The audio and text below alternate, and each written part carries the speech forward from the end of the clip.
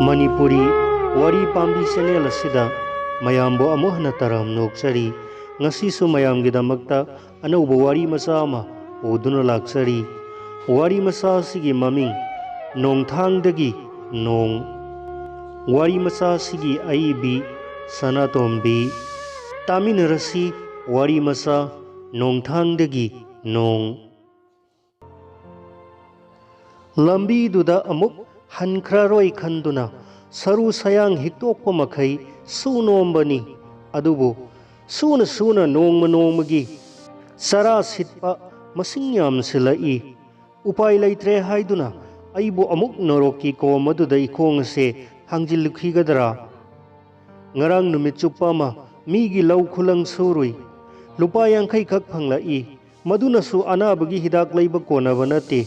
ngarang ayuktagi isa singi mayada sak maru amata taraktri numil hek tarakpaga sak thonglaroidra haibasina umnin nillavani ima sak lamana sidaure kaino amata sage sakki ningaida atombasimadi ngarang dagi karimata sau thau yaraktrabani khara sauba ani dudi apang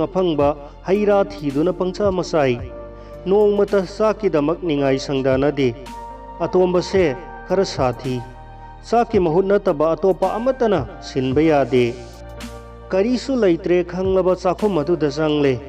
सुबा मेतुना ngayak famlammi upai leite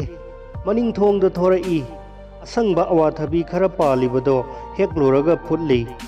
imosaga bobogadi famungdagi phuk hogalaga tumin chanakhi mamit masa singado haifetti aingonda waruna yenglammi अतोंबदो फमुंगदगी होगलक्ते मागी थेमफम खंगदब निंगायदो हौरक्ले आइदि चारोय हाइसिनी इसा मरमोकपनी नुमित हेक ताबगा चाक थोंगदौनी लाओ चाथोकलरो ngarangsu adumaina nasin thiba natro चाक नत्रबदि आई सुकचा चारोय थेमलागा मकोल हौना kappa हेंजिलाई कैदौसिगे आई तोंबी नंगबु खोंगसे अमुक्ता pyro लाउने अयुक्की हिदाक पिजरमदगी मनाक्ता संगलुद्री संगबसु संगिंद्रबनी माबु मिराइबगी दिनते अकीबा फंगना सोक्सिल्लबा सकफमदो उरगा हन्ना थमोय से काइगनी उहनिंद्रबा अरोनबा आइगी मिटकी P महंगना ओखिनी कीबदगिनी इमोसा नंगसु नपागी खोंगदु खरा पाइबिउदना चाक लामबना सिदरो कालसिदा ngamloi sirani noi loina sirani magi makhong paina ai mangli lairaba aigi pap puinia ijat sanman karino aina kanagi papu ki pham thokpagi phibam asida mioibagi ijat sanman pampham thoklibra ima tombase kainoma taukhre ipa pakhanna sangsili masa pumba humangna luplamle mamit uisili sor phuina holi tawpham khangdana isabu pamkhalli ithanungda chena konduna kawi tomba mitpangu se kaidoragi isabo isagi choktharaba kanglaba sinbana duna khummangamdraba pakhumado ai khangi pap chelabi isabu mabuk phawba thanna pijaba ngamdraba khutchina piklaba laibaki humang singado tai thoklui khalai khut asinani ko tamthi khraba isa singi laibak semleba ithanungda amukasu sena konsili imagi tomba nangbu ithanung asida sena konba sinatana imagi karisu laite isagi khawganglaba thawai haksang masina ingoko ima aiwaye tomba imana hairiba setaw chak thongdoine ko se ngahaktang hiblamu ai siang lawrukhige phi sechili thorai aram khorang bagi tungnafam oiraba jumadugi thongjaodo lanthokduna kanagi thongjindano aina leplugadaba supnagi cheng khuya amagi uinia tawbada jiba singasigi sakhau mai hauna sakthek le amuksu madugi sanman phangli masa sing thakpa ngamdaba mama adu oirabadi ai kaidawgani pap ai pap tawgani maming tabatada miyamna hangoinaraba ise laibak leigi manak naklure ise ai kaidawgadabano khangdre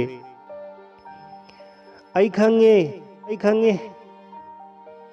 ise na sinban pathokpa makhai saramba kwado mahi kut yosillaga makha samtharai hingnanabagi damak malemda lairiba miyoi singna karbar tawi adubu karbar haibase sel sangi sel puthoktuna karbar tawba ngamdaba aikoidi madudagi hena phaba karbar laitrabani yumda hek thungbaga panthadana chak thongatle angang sing kauthoklaga hanglaba chakhau sing ado thalhalli tombado haudoklaga itambakta pamladuna chak inbire sara kaya saba phangjartraba piklaba sinbando chotna thawai tana sabado uraga mangkhraba ijatto ngaihakti kauthoklui mai hauna saklamba sakhaugi mairi ado tapna mutkhrabada tomba marol tholai ima aidi saklamba se yamna hinade haujik phawba mahak karimata ngang salaktri mahakna aibu warauri aroibi pankhai yauna irane ipot pharba misak amagum manakta changsili taribro chakse khara sathokse khara ilakke uisillamba mamit ani ado mairi kaya thokna pangthora I kijabana magi khuyada changsili tapna makhong sok luri papna thagatlaba ikutlase inthorkhi akiba phanglaba sakphamda ayaubi thauna phudoktuna nganglaga hairai soglakanu aigi khong soglakanu pap chelaba khong asida amukka pap hablakanu adugumba saram chatto toklo kairak hana haikredana hayu chinjaka phiga karambana hena maman yami nangna papta talakpa chinjakna papta hingbase ai pamdre ai hato o aibo hato o mathangi wahai khara dudi nahe khol gayan sinakhre taba phangkhidre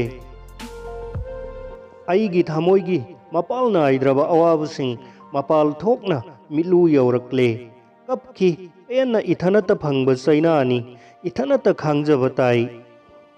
tangkhai siraba mahak aigi lengdraba iralni iral asinasu aibu tukuchari aibu mirai biri milu thumna kupsin khraba mitki koyom phaudoktuna ningaida tumliba isa singi maithong urai ngasi ukhiba chak chara amagi momon minok makhoigi thamoida matam amada hu olakani soiroi hairakani aikhoibu kaidobai hingan biram libano chalo nangi pap ki thabak to makha chatharu kho ai thinglaroi haiba loikhidaba magi akonbagi wahaida aigi thamoida suriba ingen thagi nongjuodo akhak arau loina rakhi chatkani ai chatkani aigi karisu laitraba aina kanagi damak hingdauri isa se maril chatpa makhai subana nomagi isa singi mabuk thakpa ngamdre aina aigi mapal thongi koyom oiriba isagi sadong se yonbani nangi damak isa singi damak karamba nupina masagi izat pu pamudaba yaubage aisuni aina isagi izat pu nungsijai adubu aigi aroibi pankhai yorokpa matamda aigi mamal naidraba lallado yonthokhi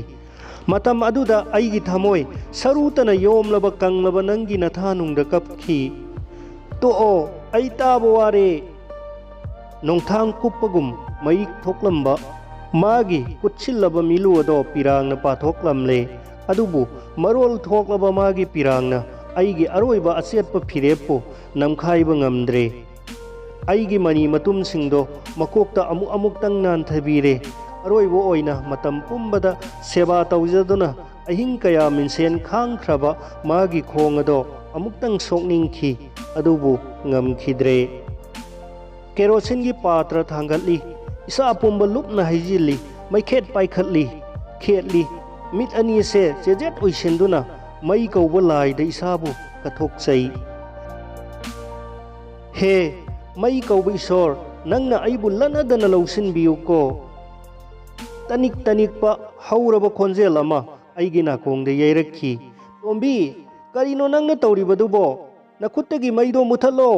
Muthalo haibane nangbo.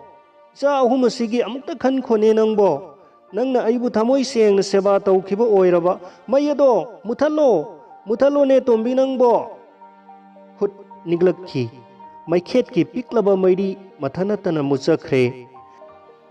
Chenshinduna makhong thambal anibu konduna kapsakhi. Mahaksu kablakhi makhol thoktana. Mitki pi phauba mathanatana taithokchaba ngamdraba magi thingamdraba pising aigi motlaba phijina taithokpikhi. Aigi pina magi molang chotle. Tombi nangi pi ado arembada tahanganu. Chen chongduna nangbu isa singbu thakpa ngamdraba pap chelaba aigi khongda tahallu. Aigi pina ahing thenglaba phauba magi makhuya thambalbu chamlammi. Madugi matungda tarakpa aigi pising ado magi mathanungdani. Wari masasi matang sidaloy sinjare pumnamakpu aroy boina thagatchari.